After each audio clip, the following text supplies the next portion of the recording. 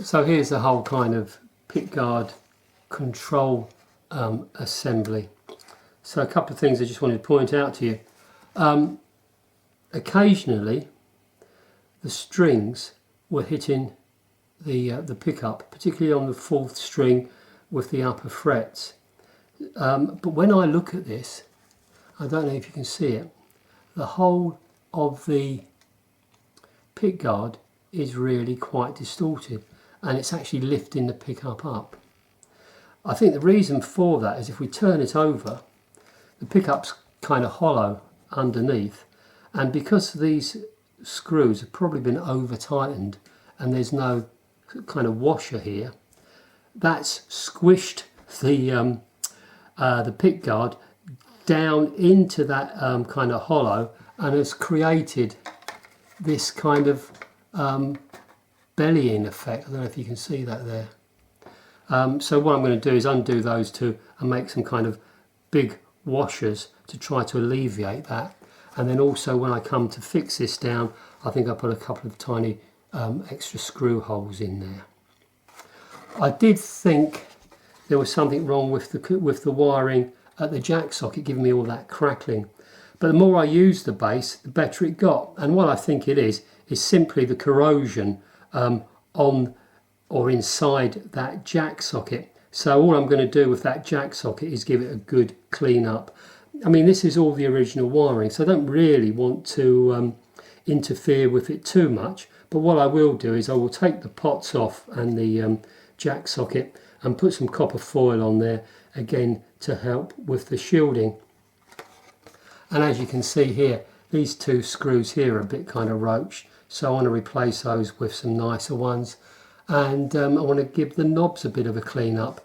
But these volume and tone signs on the top here, this kind of infill, that only feels like paper. So I've got to do that really gently. So yeah, that's what I'm going to be doing with the pickguard. I would like to give it all a bit of a polish, but I don't want to get rid of this here. There's just the kind of the ghost, if you like, of the Kay symbol on there, the Kay logo. So if I over polish it, clearly that's going to go. And of course all these scratches and marks, they're all part of the character of it. So yeah, let's crack on with that.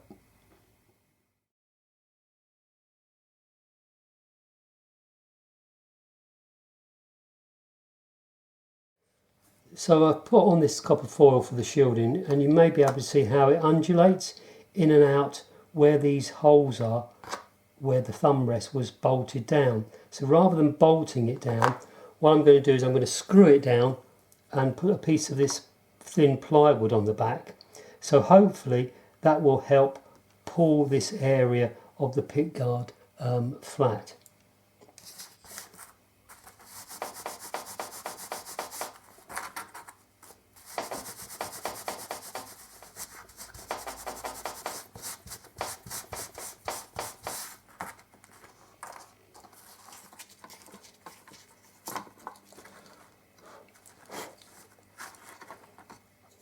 Well, there we have it.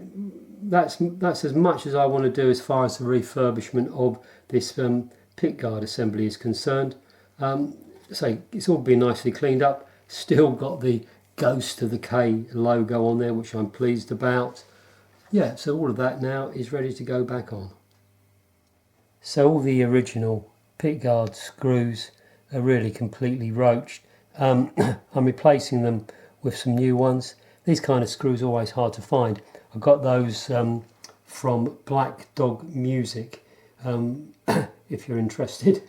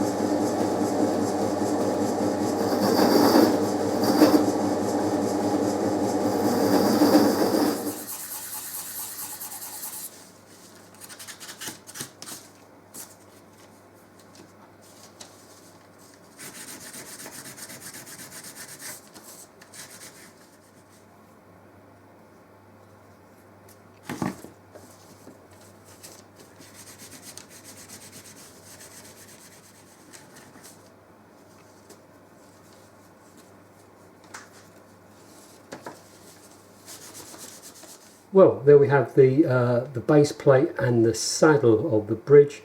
That's probably cleaned up about as much as I can get it, and actually about as much as I want to get it, because as I've said in other videos, I like everything to be nice and clean, but I want to keep a bit of that patina to show its age, its story, its history, etc.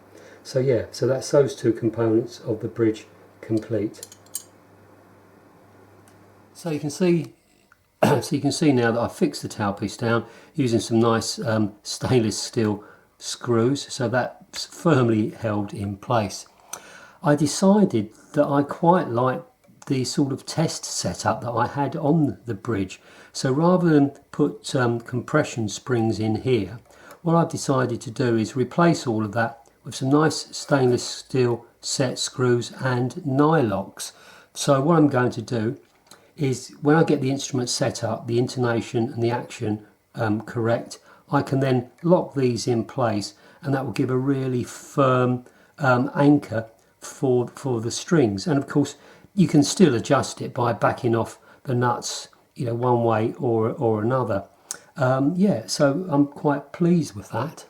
So I've made up this shim which will lift the neck up and lower the action out of a piece of black ABS. So what that's enabled me to do is get a nice kind of polish on the edge there, so that when that's in place you don't see an unsightly line around that edge.